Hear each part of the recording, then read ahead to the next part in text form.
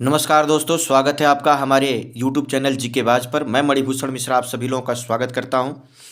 चलिए, हम आज से पढ़ाने वाले हैं दिसंबर महीने के महत्वपूर्ण करंट अफेयर्स, जिसमें भाग 1 लेकर आया हूं मैं। और इसमें होंगे 25 अति महत्वपूर्ण प्रश्न जो सभी एग्जामों के लिए, कोई भी एग्जाम दे रहे हो आप, चाहे आप एसएससी का कोई भी एग्जाम दे रहे हो, जीडी हो, सीजीएल, सीएचएसएल, एमटीएस हो, यूपीएससी का एग्जाम हो, स्टेट पीसीएस के एग्जाम हो जैसे कि एचसीएस हो, यूपीपीएससी हो, बीपीएससी हो, राजस्थान, मध्य प्रदेश, इनके करंट अफेयर्स जो होंगे वो होंगे।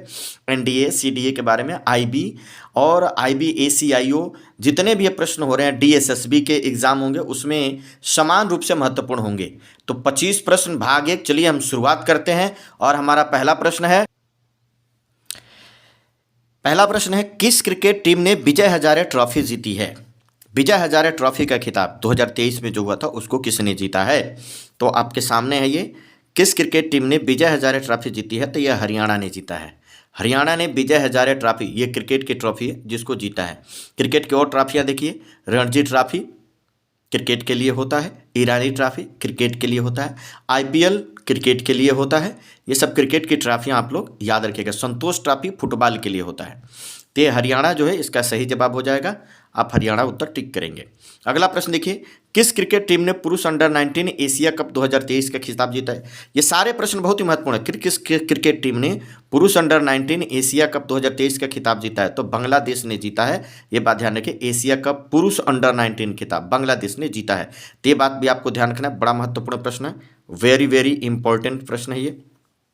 तीसरा प्रश्न देखिए, हाल ही में आईपीएल इतिहास में सबसे महंगे 24.75 करोड़ में खरीदे जाने वाले खिलाड़ी मिचेल स्टार्क किस देश से हैं?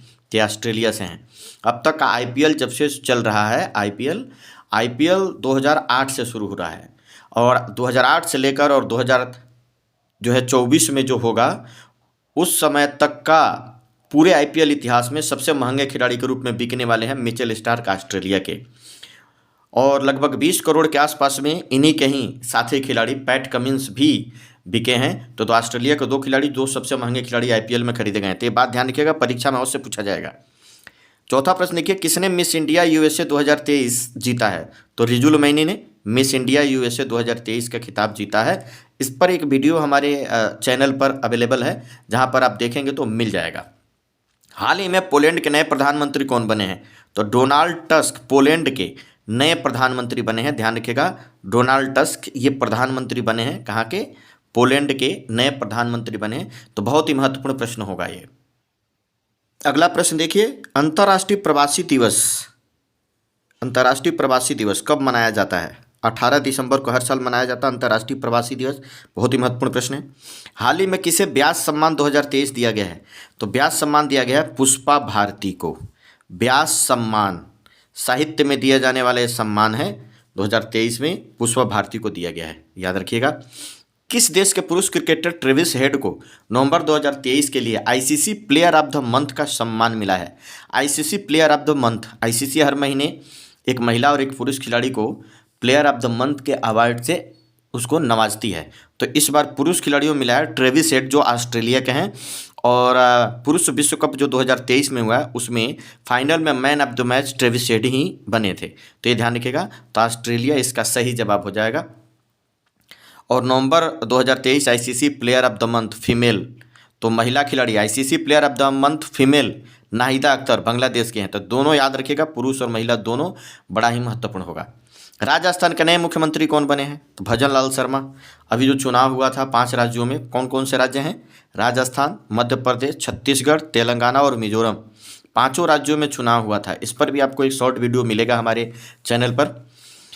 तो राजस्थान के जो नए मुख्यमंत्री बने हैं भजन लाल शर्मा, यहाँ बीजेपी की सरकार बनी है, यहाँ पर बनी है बीजेपी की सरकार बनी है, याद रखिएगा। मध्य प्रदेश में भी बीजेपी की सरकार बनी, वहाँ का सीएम बने हैं मोहन यादव। छत्तीसगढ़ में भी बीजेपी की सरकार बनी है, वहाँ पर विष्णु देव साय मुख्यमंत्री बने हैं, ये ध्यान रखिएगा। तेलंगाना का अनुमुला रेवंत रेड्डी, यहाँ पर कांग्रेस की सरकार बनी है।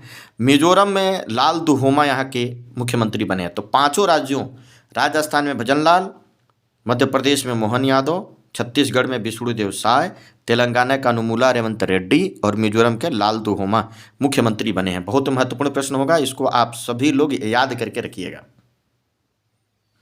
अगला प्रश्न देखिए, हाल ही में कौन सियाचिन पर तैनात होने वाली पहली महिला चिकित्सा अधिकारी बनी है? उत्तर हो जाएगा कैप्टन गीतिका कौल। सियाचिन जो सबसे ऊंचा युद्ध क्षेत्र है दुनिया का, और सियाचिन ग्लेशियर भारत का सबसे बड़ा ग्लेशियर भी है, तो वहाँ पर चिकित्सा अधिकारी नियुक्त होने वाली पहली महिला अधिकारी बनी है कैप्टन गीतिका कौल। बहुत ही वेरी वेरी इंपॉर्टेंट प्रश्न है, आप इसको जरूर याद रखिएगा, बहुत ही महत्वपूर्ण प्रश्न होगा ये। प्रतिवर्ष विश्व पर्वत दिवस की तिथि को मनाया जाता है, तो 11 दिसंबर को विश्व पर्वत दिवस मनाया जाता है। अंतर्राष्ट्रीय मानवाधिकार दिवस प्रतिवर्ष किस तिथि को मनाया जाता है? तो हर साल 10 दिसंबर को ये बात याद रखना है, मानवाधिकार दिवस हर साल मनाया जाता है, इंटरनेशनल ह्यूमन राइट डे, ये बात ध्यान रखनी है। भारत में मानवाधिकार आयोग की भी स्थापना की गई है। 12 अक्टूबर 1993 को भारत में राष्ट्रीय मानवाधिकार आयोग बनाया गया था, ये भी ध्यान रखिएगा।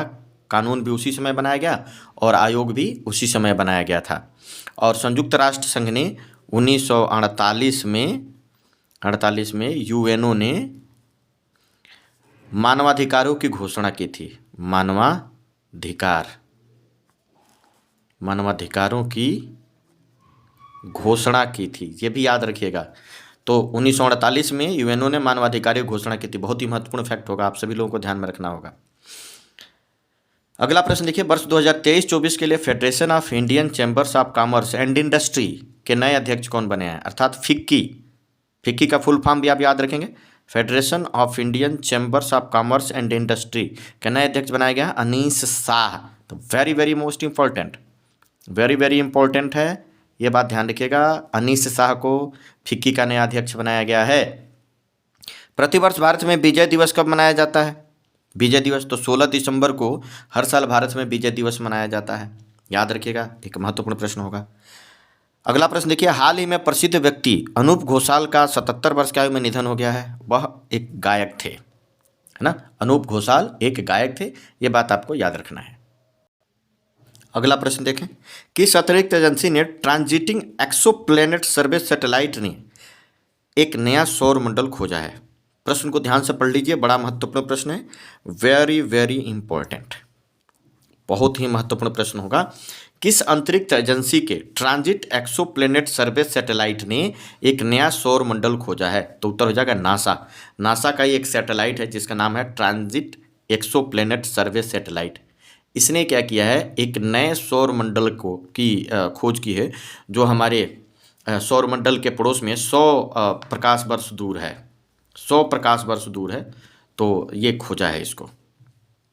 प्रधानमंत्री नरेंद्र मोदी ने किस देश में आयोजित COP28 सम्मेलन के दौरान ग्रीन क्रेडिट पहल,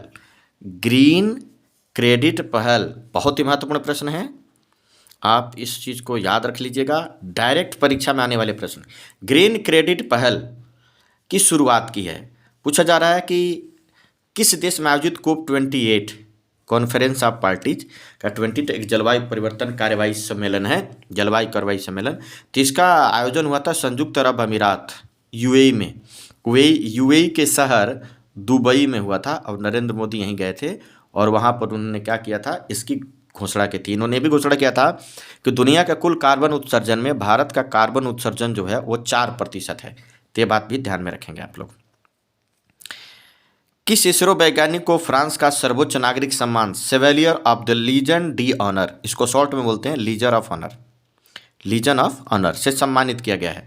तो VR ललितांबिका, ये इसरो की एक वैज्ञानिक हैं, गगनयान में ये गगनयान प्रोजेक्ट में भी ये काम करती हैं।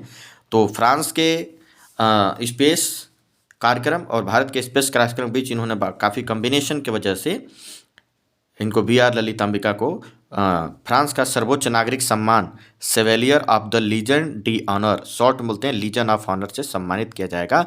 बहुत ही महत्वपूर्ण प्रश्न है, वेरी वेरी इंपॉर्टेंट। इसके एक एक प्रश्न चुनिंदा हैं, आप याद कर लीजिए, डायरेक्ट परीक्षा में आएंगे प्रश्न। अगला प्रश्न है, किस प्रसिद्ध लेखिका और अनुवादक को फ्रांसीसी सरकार के night of the order of arts and letters से सम्मानित किया गया है? ये भी एक फ्रांस का बहुत बड़ा सम्मान है। Night of the order of arts and letters से सम्मानित किया गया है? तो आरसिया सतार को सम्मानित किया गया है। आरसिया सतार महत्वपूर्ण प्रश्न है, आप इस बात को ध्यान में रखिएगा। ये लेखिका हैं और इनको फ्रांस के सरकार के सम्मान night of the order of arts and later से सम्मानित किया गया है। ये बात भी आपको ध्यान में रखना है, महत्वपूर्ण प्रश्न होगा। अगला प्रश्न देखिए, उपराष्ट्रपति जगदीप धनखड़ ने किस राज्य में 1 से 5 दिसंबर 2023 तक चलने वाले 5वें वैश्विक आयुर्वेद महोत्सव का उद्घाटन किया है? हमारे उपराष्ट्रपति जगदीप धनखड़ है और ये देश के 14वें उपराष्ट्रपति हैं। पूछा जा रहा है किस राज्य में 1 से 5 दिसंबर 2023 तक चलने वाले 5वें वैश्विक आयुर्वेद महोत्सव का उद्घाटन किया है? तो इसका उत्तर हो जाएगा केरल में। केरल में इन्होंने किया है, केरल के तिरुवनंतपुरम में। तिरुवनंतपुरम, केरल के तिरुवनंतपुरम में इसका उद्घाटन किया है, ये बात ध्यान में रखिएगा। इसका विषय क्या है? स्वास्थ्य में उभरती चुनौतियों और एक पुनरुत्थान आयुर्वेद, इसका ये विषय है। विषय पूछा जाता रहता है, तो इस बात को भी आप ध्यान में रखेंगे, महत्वपूर्ण होगा। विषय जरूर याद करके रखिए दिवस के और इस तरीके के सम्मेलन के। किस राज्य ने 1 दिसंबर को अपने 61वें स्थापना दिवस और 10 दिनों तक चलने वाले हॉर्नबिल फेस्टिवल का आयोजन किया है? तो इसका उत्तर हो जाएगा नागालैंड। नागालैंड की स्थापना हुई थी, नागालैंड की स्थापना हुई थी 1 दिसंबर 1963 को। 1 दिसंबर 1963 को इसकी स्थापना हुई थी और भारतीय संघ में शामिल होने वाला यह जो है 16वां राज्य है। 16वां भारतीय संघ में शामिल होने वाला 16वां राज्य है नागालैंड। 1 दिसंबर 1963 को इसकी स्थापना हुई थी और यहीं पर 1 दिसंबर से 10 दिसंबर तक हॉर्नबिल फेस्टिवल का आयोजन किया जाता है। और यहाँ का एक बहुत बड़ा फेस्टिवल है। हॉर्नबिल एक पक्षी है जिसको उस राज्य के समृद्धि का प्रतीक माना जाता है, तो उसी को लेकर हॉर्नबिल फेस्टिवल का आयोजन किया जाता है। वहाँ पर रंगारंग कार्यक्रम भी होता है, तो ध्यान रखिएगा। 2023 में इस भागीदार देश हॉर्नबिल फेस्टिवल का 2023 में भागीदार देश कौन है? अमेरिका, जर्मनी और कोलंबिया। बड़ा महत्वपूर्ण होगा ये परीक्षा में पूछे जाएंगे, बहुत ही नया प्रश्न। और इसका भागीदार राज्य जो है वो है असम।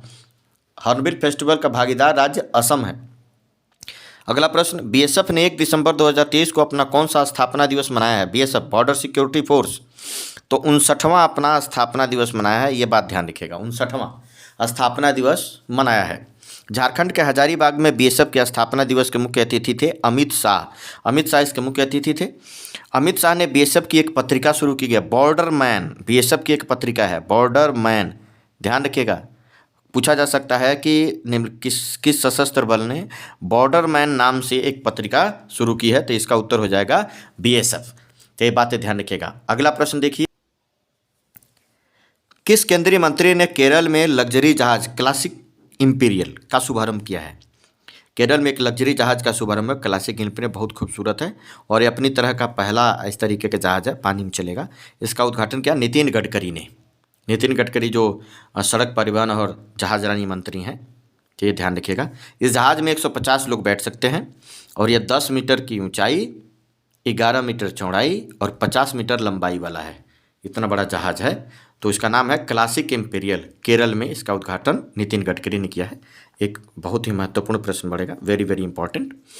अगला प्रश्न देखिए, राजस्थान के किस जिले में 115 मिलियन वर्ष पुराना शार्क का जीवाश्म मिला है? शार्क मछली का 115 मिलियन वर्ष पुराना, तो उत्तर हो जाएगा जैसलमेर, जो एक मरुस्थलीय जिला है।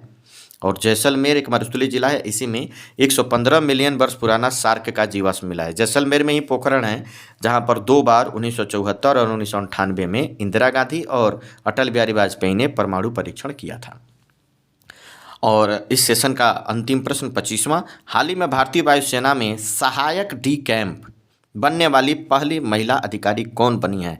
सहायक डी कैंप, एडीसी, इसको शॉर्ट में बोलते हैं एडीसी। एडीसी बनने वाली पहली महिला अधिकारी कौन बनी है? तो इसका उत्तर जाएगा मनीषा पाढ़ी। ये उड़ीसा के बहरामपुर से हैं, ये बात याद रखना है, मनीषा पाढ़ी। तो वायुसेना ऐसा कहा जाता है, सशस्त्र बल में भारत की पहली महिला सहायक डी कैंप बनने वाली अधिकारी कौन है? तो मनीषा पाढ़ी हो जाएगा। तो ये उत्तर ध्यान रखिएगा इस तरीके से। तो टॉप मोस्ट 25 क्वेश्चन भाग 1 है, और भी दिसंबर के हम अगला पार्ट लेकर आएंगे, इसको देखिए।